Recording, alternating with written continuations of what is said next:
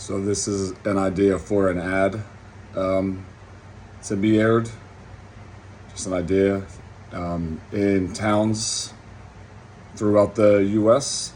that's majority veteran population, right? To be aired like right now, all the way up to midterms, and it kind of will be the opposite of what happens with Trump a lot, where he just says this nonsense, this garbage, and he just repeats himself every day, and he hopes that some of it sticks.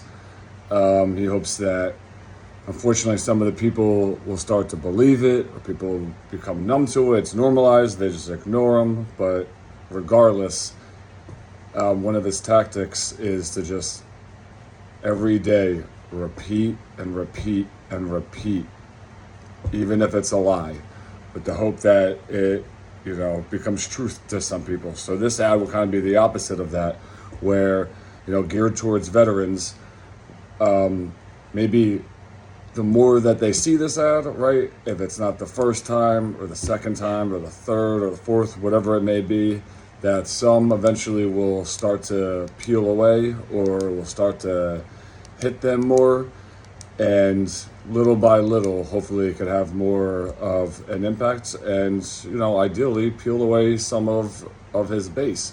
And some of the background for the ad is today, July 8th, in the White House, Trump, president, position George Washington had, called General Mark Milley.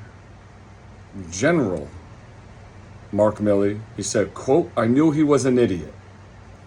So I'm sure the Patriots love fondling the draft dodger, calling generals idiots.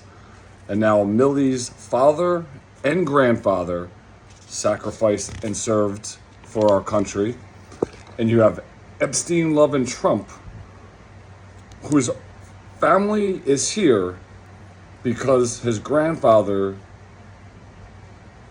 dodged the war and fled Germany. So you have Trump, draft dodger, you have his grandfather who fled. The only reason why they're here is because they're a bunch of draft dodgers, and you have him calling General Mark Milley an idiot whose father and grandfather served. And you go on to do the McCains, right? How he treated John McCain, a war hero. His grandfather and father also served. The McCains can be traced back to the Revolutionary War. And then you have John Kelly, who was his chief of staff, who he called a lowlife, who also was a 4-star Marine general.